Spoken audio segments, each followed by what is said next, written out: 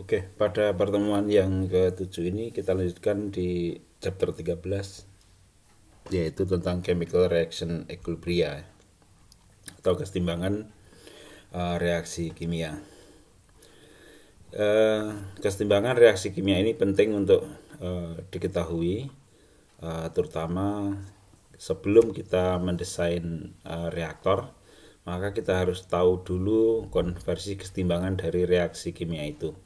Jadi secara ekonomis sebenarnya reaksi itu bisa, atau sebenarnya reaksi itu bisa berlangsung dengan baik dan memenuhi faktor keekonomiannya atau tidak ya, atau harus dicari mekanisme reaksi yang lain. Jadi ini penting pada saat kita mendesain reaktor kimianya.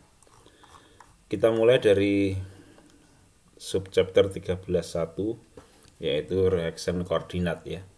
Jadi kalau kita punya reaksi seperti ini ya, CH4 ditambah H2O menjadi CO plus 3H2 ya, maka kita mengenal di sini adalah namanya koefisien reaksi ya. 1CH4, 1H2O, 1CO, dan 3H2 itu adalah koefisien stoikiometrinya ya, atau koefisien dari reaksi kimianya. Kemudian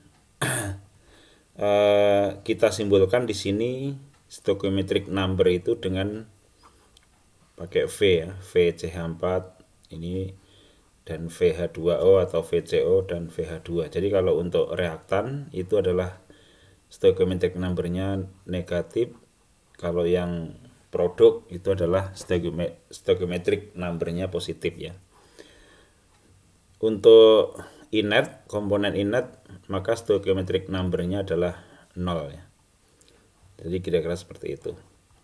Kemudian dari stoichiometric number ini ya, nanti kita akan turunkan apa hubungan antara mol dari masing-masing reaktan dan stoichiometric numbernya. Jadi dari penurunan ini kita dapatkan ya persamaan 13,2, perubahan mol ya, perubahan jumlah mol ya terhadap stoichiometric number ya, perbandingannya dN1 per V1 sama dengan dN2 per V2 sama dengan dN3 per V3 dan seterusnya, itu setara atau sama dengan d epsilon ya.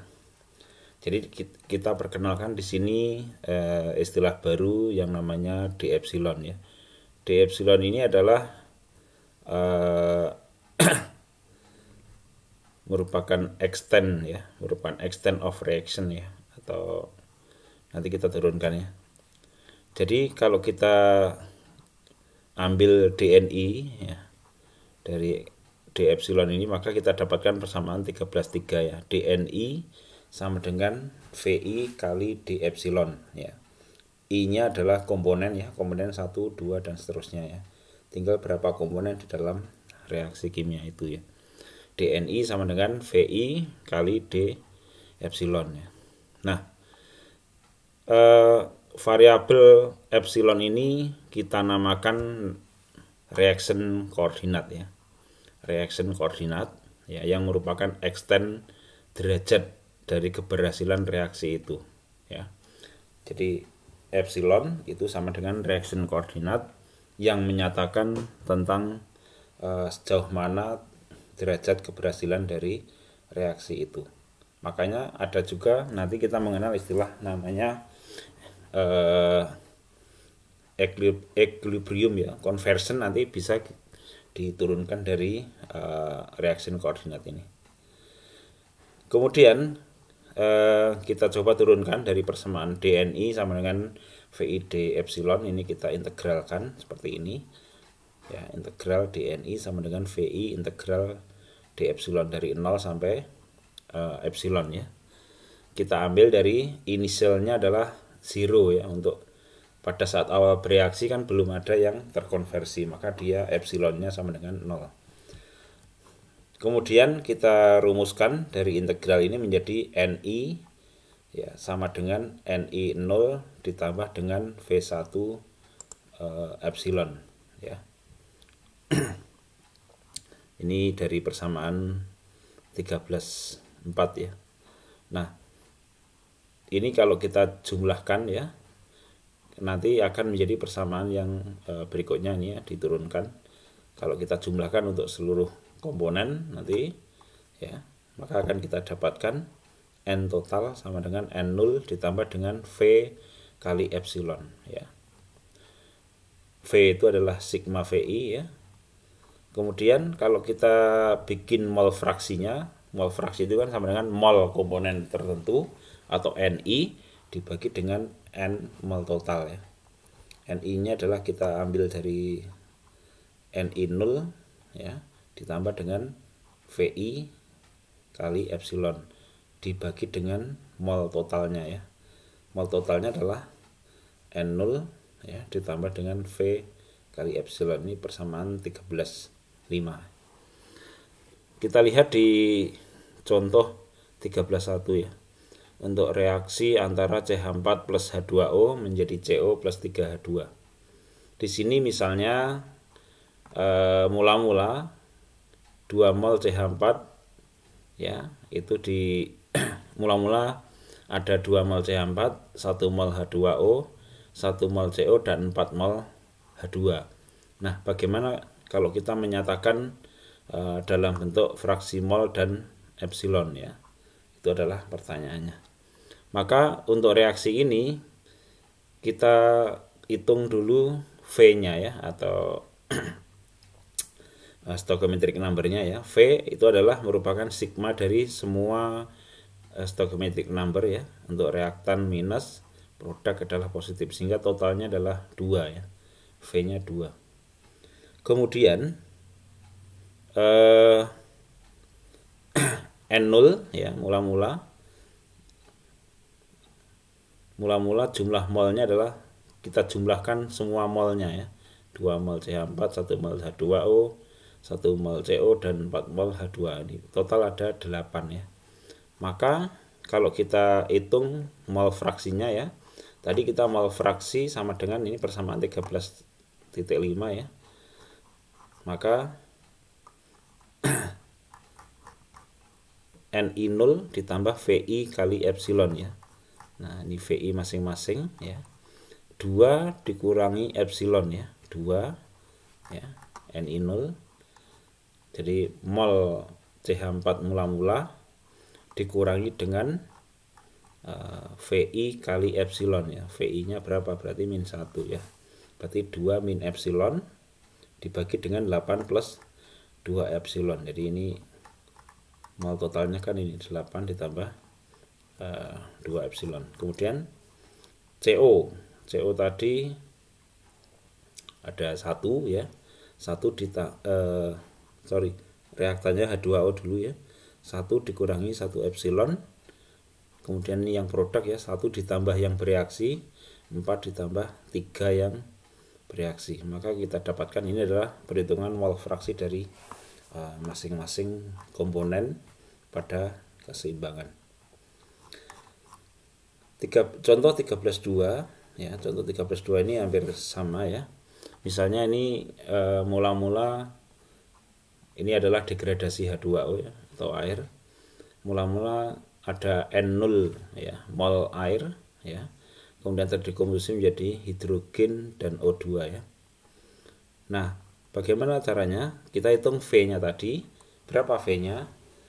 Berarti kan 1 ya, ditambah setengah dikurangi 1, jadi setengah V-nya. Kemudian kita hitung mol dari masing-masing ya, mol dari masing-masing. Berarti kalau H2O mol tadi kan mula-mula N0 dikurangi dengan min epsilon ya, yang bereaksi ya. Kemudian H2 1 epsilon ya, karena mula-mula tidak ada di sini ya.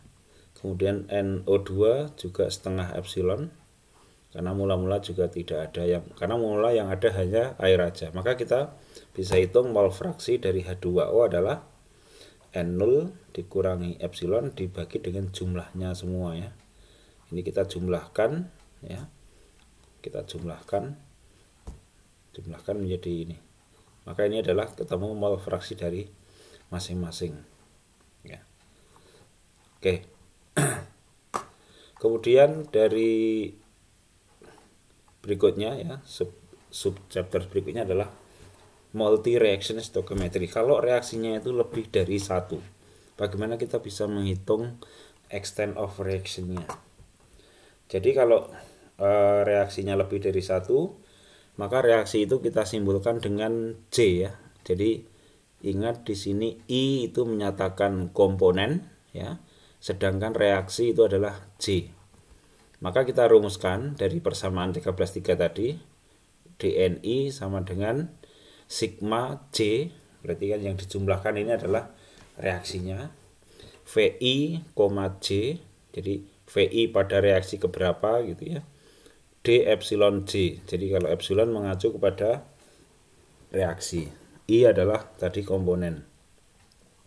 Kalau kita integrasikan dari Ni 0 ya, kemudian epsilon J juga dari 0, maka akan kita dapatkan Ni sama dengan Ni 0 ditambah sigma J VIJ epsilon J.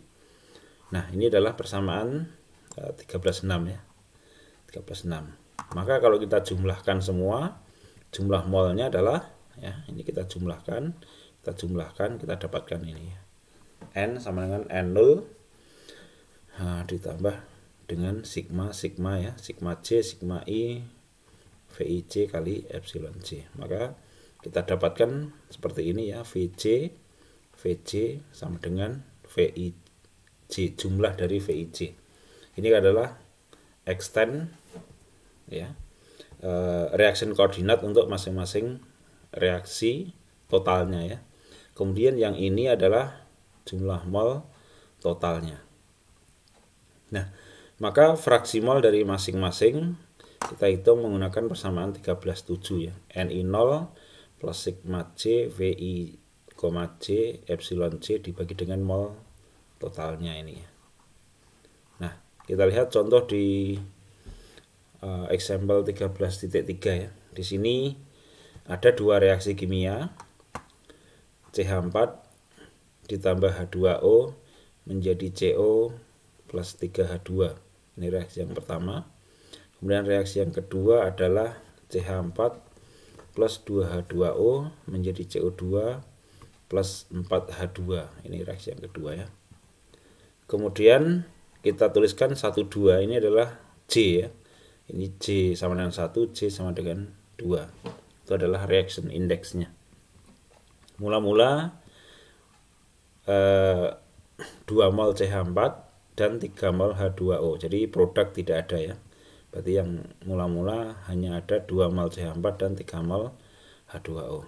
Maka kita buat aja tabel seperti ini ya. Ini yang ke bawah ya, ke bawah atau baris ini menyatakan J. J itu reaksi ke-1, reaksi kedua. Kemudian yang ke kanan ini atau horizontal ini adalah VI, J ya, VI, J. Yang ini adalah VJ. VJ itu berarti stoichiometric number tapi yang total per reaksinya, per reaksi 1 atau reaksi 2 ya.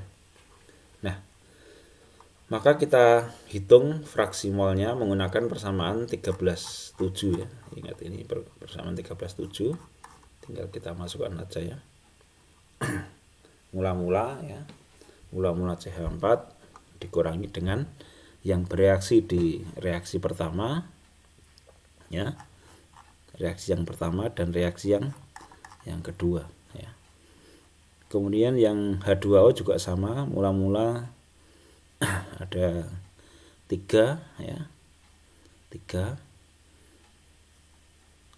dikurangi dengan yang bereaksi di reaksi pertama dan yang bereaksi di reaksi yang kedua, dan begitu seterusnya. Maka kita dapatkan masing-masing fraksi mol dari reaksi tersebut. Oke. Kemudian jadi paling mudah kalau ada lebih dari satu reaksi, maka kita bikin tabel seperti ini ya. Nanti kita jumlahkan Ini yang VJ-nya, yang tengah adalah VI, J, yang ini adalah reaction ordernya ya J. Baru kemudian kita hitung mol fraksinya menggunakan persamaan 13.7. Kemudian itu adalah bagaimana cara kita merumuskan mol fraksi ya. Mol fraksi dari suatu reaksi, baik reaksi tunggal maupun reaksi lebih dari satu, berdasarkan pada stoichiometric number dan extent of reaction-nya atau epsilon. Baik, di subchapter 13.2 ini kita akan membahas tentang kriteria keseimbangan ya dari suatu reaksi kimia. Kita tahu bahwa secara termodinamika ini di subbab 14.64 ya, bahwa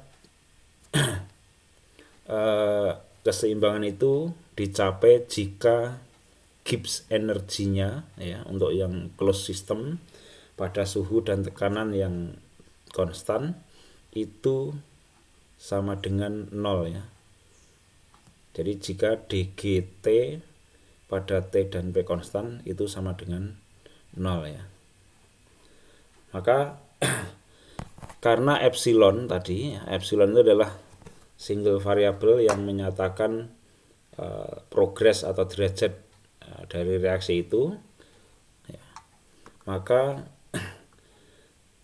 komposisi dari sistem ya, maka komposisi dari sistem Gibbs energy pada T dan P itu bisa ditentukan berdasarkan pada epsilon tersebut atau dari extent of reaction-nya ya. Sebagai contoh dari gambar 13.1 ya, kita lihat di sini ini adalah GT atau Gibbs energy sebagai fungsi dari epsilon ya. Kita lihat di sini kriteria dari keseimbangan ya. Kapan terjadinya keseimbangan? Keseimbangan itu terjadi jika Gibbs energy totalnya itu minimum. Jadi ini Gibbs energy total itu adalah berada pada minimum ya. Atau diferensialnya sama dengan 0 atau dg atau delta g-nya sama dengan 0 di sini ya, pada suhu dan tekanan konstan ya. Jadi keseimbangan ini terjadi di sini ya, pada saat total Gibbs energinya adalah minimum ya. Oke. Maka kita harus bisa mencari nilai dari epsilon ketika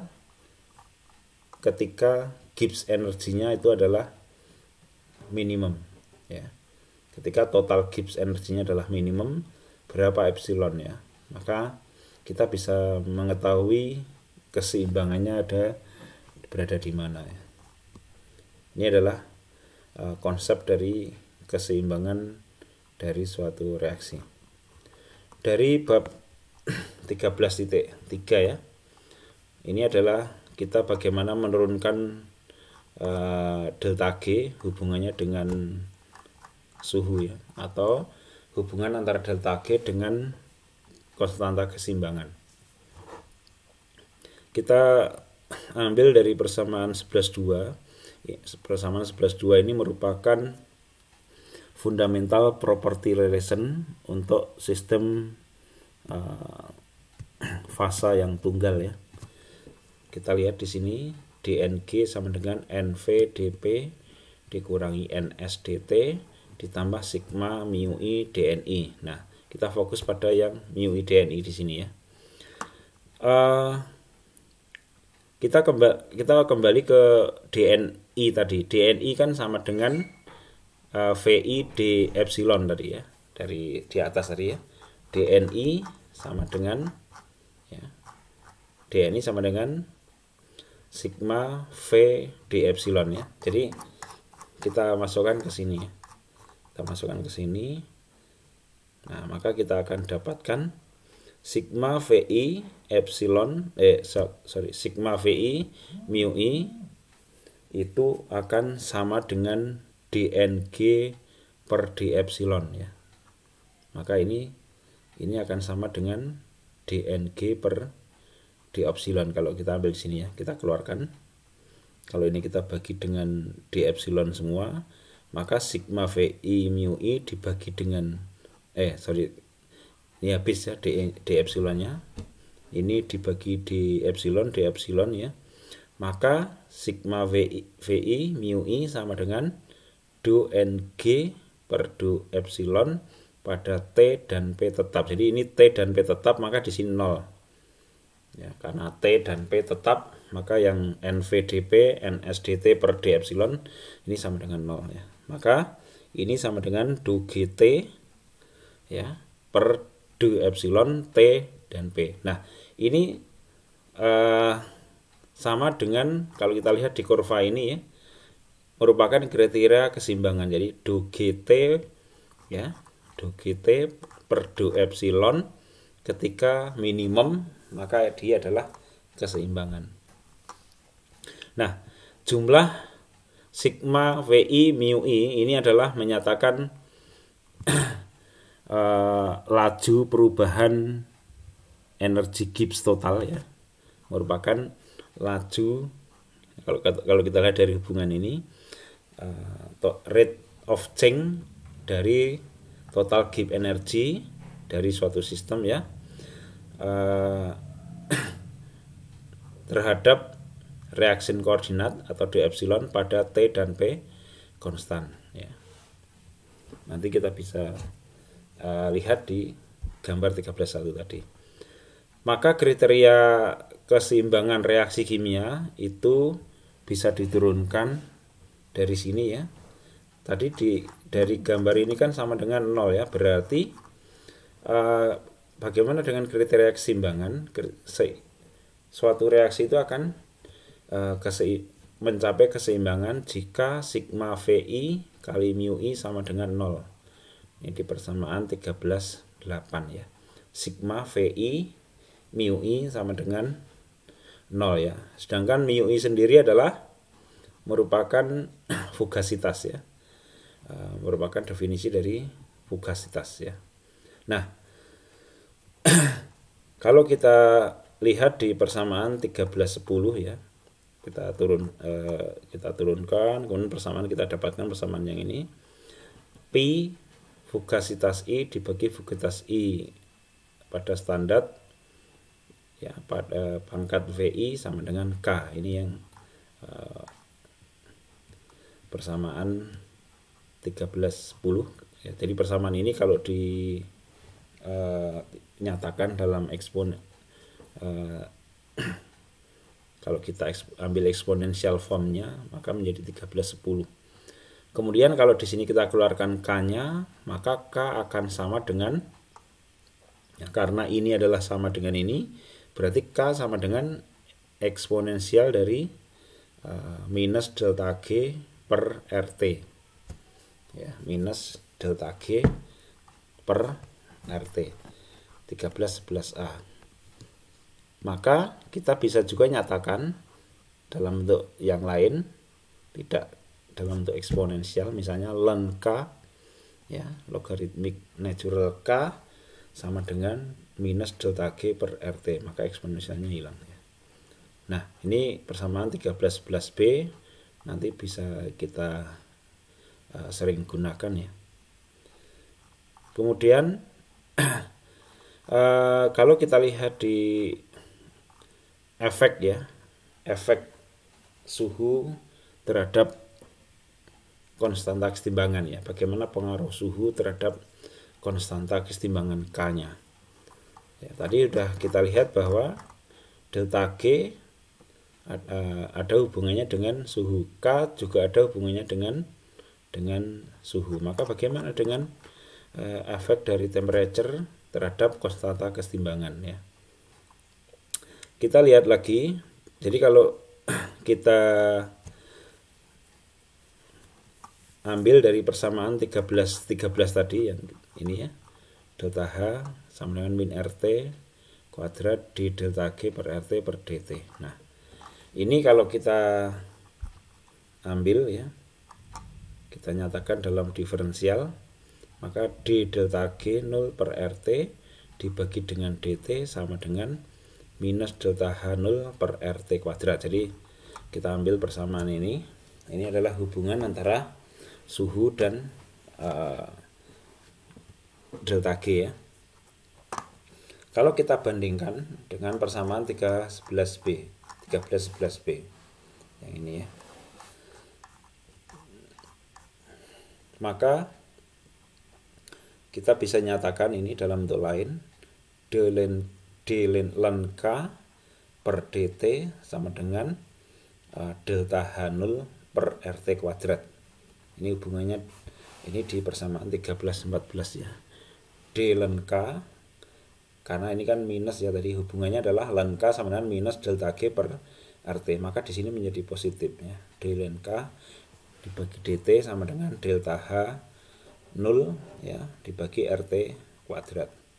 Nah, kalau kita bikin hubungannya dengan temperatur, maka menjadi persamaan 1315. Jadi kalau kita bandingkan persamaan ini tapi untuk dua temperatur, maka akan menjadi persamaan 1315 ya. Ln K per K aksen sama dengan minus delta H0 per R kali seperti min seperti aksen. Jadi ini hubungan antara suhu dan konstanta keseimbangan ya.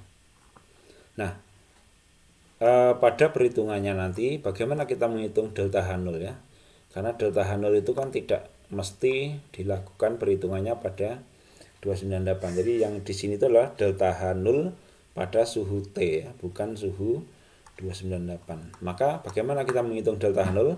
Kita kembali ke persamaan 418 ya, yang kita pelajari di pertemuan yang lalu. Delta H0 sama dengan delta H0 ya, 298 ini ditambah dengan R dikalikan dengan integral delta Cp per R ya, dari T0 ke T dt. Ini kalau kita ingin menghitung delta H0 pada suhu T ya. Kemudian di gambar 13.2 kita bisa melihat ln K, hubungan antara konstanta keseimbangan terhadap temperatur ya, ini seperti ya, inverse dari atau kebalikan dari temperatur, tapi ini diambil nilainya 10⁴ ya untuk berbagai reaksi kimia. Kita bisa lihat di sini ya, kita bisa gambarkan. Kemudian yang delta S ya, delta S ini kita hitung juga dari persamaan 1317 ini ya, karena kita ada hubungan antara delta G dengan delta S seperti ini ya, dengan delta H ya. Delta G sama dengan delta H0 dikurangi T kali delta S. Nanti kita rumusnya atau persamaannya kita formulasikan yang lebih simpel menjadi satu persamaan ya. Jadi kalau kita kumpulkan jadi satu ini ya, masukkan delta H maupun delta S, maka kita bisa keluarkan delta G per RT nya ya. Delta G0 per RT sama dengan ini ya, persamaan 1318. Nah, nanti kita bisa hitung masing-masing ini pada 298. Kemudian yang ini adalah seperti integral delta Cp per R. Delta Cp per R dt kita sudah hitung di pertemuan yang lalu bagaimana caranya menghitung ya. Nah, maka kita ambil di sini ya, ini cara menghitung delta yang sebelah ini ya, yang sebelah kanan, integral T0 T delta Cp per dt menggunakan persamaan ini 1319, di mana tau sama dengan T per T0. Kemudian yang ini seperti integral delta Cp per R dt, nanti tinggal disesuaikan saja ya. Jadi yang ini ya, ini yang kalau yang ini kan sudah kita hitung di pertemuan yang lalu ini ya, menggunakan persamaan ini ya di 419. Tapi kalau yang ini maka menggunakan persamaan 1319 ya. Ini kalau kita menghitung menggunakan MATLAB seperti ini. Saya kira nggak ada masalah. Nah, di sini ada K0 ya. Kalau kita rumuskan K0 sama dengan eksponensial minus delta G0 per RT0 ya. Nah, kalau pada suhu T bagaimana ini untuk yang K1 ya. Nah, ini pakai persamaan 13/22. Kemudian pada T yang lain lagi ya K2 ya, seperti ini ya. Saya kira itu untuk yang hubungan antara suhu dan konstanta kesetimbangan ya. Kita nanti paling sering menggunakan persamaan 13/18. Kemudian masing-masing ini bisa kita hitung ya. Ini menggunakan persamaan 4/19 yang pada pertemuan yang lalu. Kemudian yang ruas paling kanan kita hitung menggunakan persamaan 13/19 ya. Baik. Kita lihat contoh di 13.4 ya. Di sini adalah bagaimana kita menghitung konstanta keseimbangan untuk hidrasi fase uap etilen pada 418,15 sampai suhu 593,15 Kelvin ya. Data-data bisa diambil di appendix C ya. Maka kita tulis dulu persamaan reaksinya ya, C2H4 ditambah H2O ya, menjadi C2H5OH ya. Ini jadi yang reaktannya 2, produknya ada 1. Kita hitung dulu delta A, delta B, delta C, dan delta D yang untuk menghitung heat capacity seperti yang kita lakukan pada pertemuan yang lalu. Data kita ambil dari tabel C1 appendix ya. Delta A kita hitung, delta B kita hitung, delta C kita hitung, delta D ya. Kemudian kita dapatkan delta H ini ya. Delta H ini adalah delta H0 298 yang kita hitung dari delta H formationnya ya. Dari delta H formation. Delta G0 298 juga bisa kita hitung dari delta G formationnya ya. Sementara delta G formation dan delta H formation kita ambil dari tabel C4. Nanti dari sini kita bisa menghitung delta G dan delta H pada suhu tertentu. Tadi suhunya pada 418,15 seperti ini ya. Menggunakan persamaan 13/18 ya. Menggunakan persamaan 13/18 ini tadi yang sudah saya sampaikan tadi. Delta G pada suhu T tertentu ya. Dibandingkan dengan yang pada 298 sebagai referennya. Ya. Ini yang T pada T 593,15 maka kita bisa hitung juga ya. Kita bisa hitung 298 kita hitung, pada 418 juga bisa kita hitung, 593 juga bisa kita hitung. Maka kita akan dapatkan dua kondisi ya. K pada 418,15 Kelvin dan K pada 593,15 Kelvin ya. Maka kita coba kita bisa bandingkan, kita bisa gunakan persamaan 13/21 untuk menghitung K0-nya. Maka di sini kita akan dapatkan nanti. Jadi di sini ada K0 ya. Tadi ada K0, K1, K2 ya. Nah, kita bisa dapatkan data-data konstanta kesetimbangan dari reaksi tersebut dari masing-masing suhu baik K0, K1 maupun K2-nya ya. Ini sehingga K-nya berapa gitu kan. K-nya bisa kita dapatkan ya. Kira-kira itu ya untuk bagaimana kita menghitung atau mengevaluasi konstanta keseimbangan ya. Ya, jadi K itu bisa juga kita hitung dari K1, K2, K0, kemudian nanti kita kombinasikan seperti ini. Ya, ini kalau kita ingin mengevaluasi K ya. K di sini. Fungsi dari temperatur. Kemudian di subbab 13.6 ya. Di sini kita sampaikan tentang hubungan, kalau tadi hubungan konstanta keseimbangan dengan suhu. Kalau sekarang bagaimana hubungan konstanta keseimbangan dengan komposisi ya. Yang pertama adalah untuk reaksi fase gas ya. Kita menyebut gas ideal itu jika tekanannya adalah mendekati atmosferik atau sekitar 1 bar. Maka kita katakan sebagai gas ideal ya. Nah, pada gas ideal ini ya, maka fugasitasnya sama dengan tekanannya. Jadi fugasitas I sama dengan tekanannya. Itu jika gasnya adalah gas ideal. Maka kalau kita rumuskan ya, maka persamaan 1310 tadi ya. Nah, persamaan 1310 kalau kita lihat dulu ya, 1310. Nah, ini ya. Pi Fi ini ya, fugasitas I dibagi fugasitas I pada keadaan standar pangkat V pangkat VI sama dengan K ya. Ini kalau kita pada keadaan gas ideal bagaimana ya?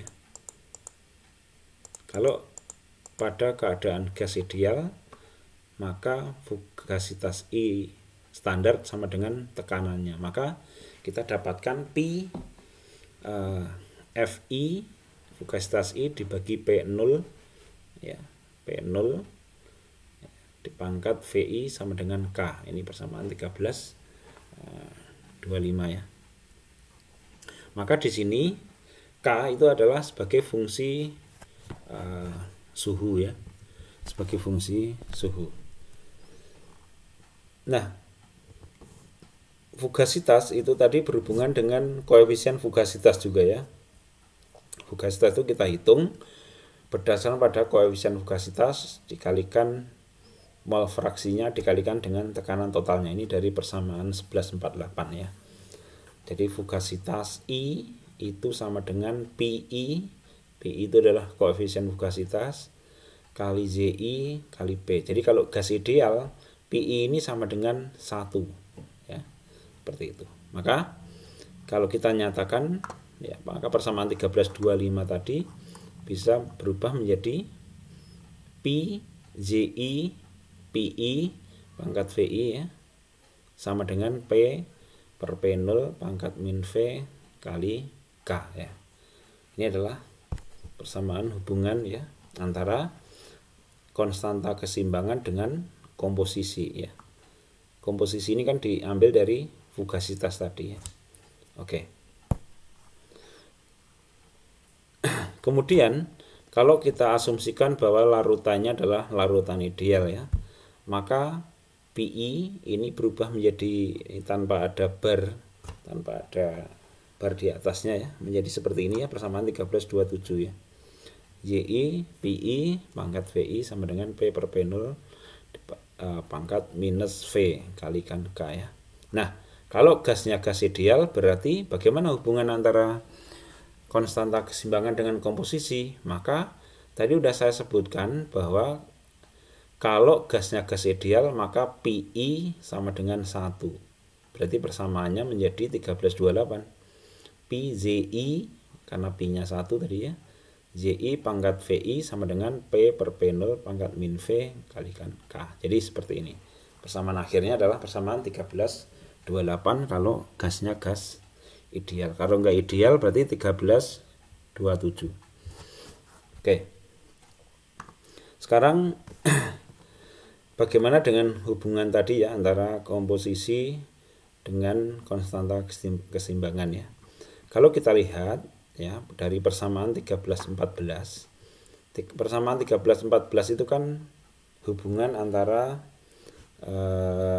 suhu ya, hubungan antara suhu dan konstanta keseimbangan ya, yang dinyatakan dalam delta H ya.